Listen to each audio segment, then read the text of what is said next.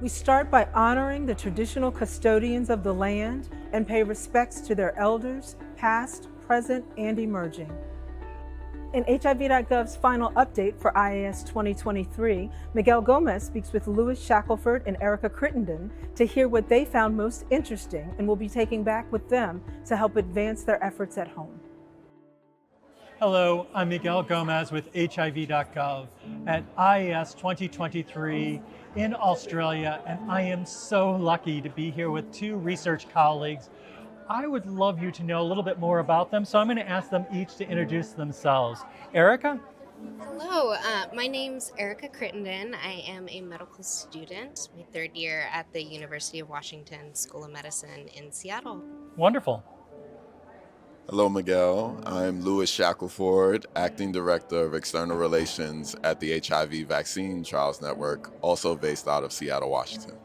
Well, thank you both. A very powerful state of Washington is represented here. Now, Erica, I believe you had a poster session at the conference. I did. Congratulations. What was it about? Thank you. So my study was looking into the impact of internalized HIV stigma on care outcomes in a cohort based in Durban, South Africa. Overall, we found that folks who had demonstrated some level of internalized stigma had a greater risk of dropping out of care, which was really grounded for me in some of the other lectures and presentations. One in particular that found that in South Africa, folks who had dropped out of care had a greater risk of mortality overall. Well, thank you. And so important to ground that information so others can build for it. So congratulations. Thank you I love so much. it. Now I have a question for you both. The conference is about to end. If you were going home, what are the one or two most important messages you carry away from this conference? Definitely the WHO briefing that folks who are undetectable have zero risk of transmitting HIV, and those who are virally suppressed but undetectable, but detectable under 1,000 have a negligible risk. So I think it's really important in reducing HIV stigma, and I'm really excited to be able to bring that home to folks in the States. Agree with you so very much. I try to find copies of the report and make sure as many people have access. Sir, how about you? So for me, two things that stood out.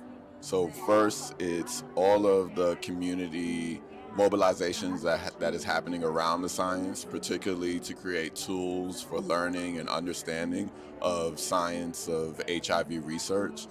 We have amazing colleagues around the world, particularly in India at IAVI, using games, both digital and in person, to teach people and to give people knowledge around HIV research in a way that they can really retain. So I'm really interested in collaborating with our partners there and bringing that back to the States in all of our sites at the HIV Vaccine Trials Network, and then also hearing the social behavioral science component of research and how it's not just about the biomedical interventions, but we need to focus on the social behavioral piece, things like discrimination and stigma, and understanding that just because we have great biomedical interventions doesn't mean that stigma and discrimination are going to automatically go away. So I'm really happy to have a renewed focus on that as I go back to the States. Well, thank you both. You are already powerful leaders in the field, making a difference. And thank you. We talked about successes, we talked about challenges, and the fact that we can continue to learn to make a difference in the HIV response. Thank you for watching. This is Miguel Gomez with HIV.gov.